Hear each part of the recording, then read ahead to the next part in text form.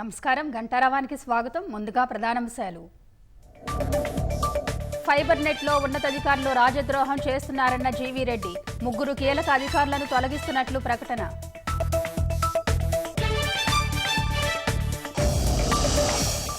YCP నేత వల్లభనేని వంశీకి హైకోర్టులో ఎదురుదెబ్బ. ముందస్తు బెయిల్ పిటిషన్ కొట్టివేసిన న్యాయస్థానం.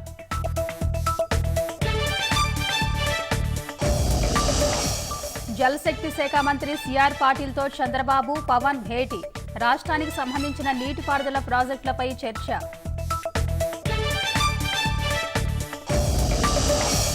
కాసేపట్లో ఢిల్లీ ముఖ్యమంత్రిగా రేఖా గుప్తాకు పట్టాభిషేకం. మంత్రులుగా పర్వేష్ వర్మ సహా మరో 5 ప్రమాణం.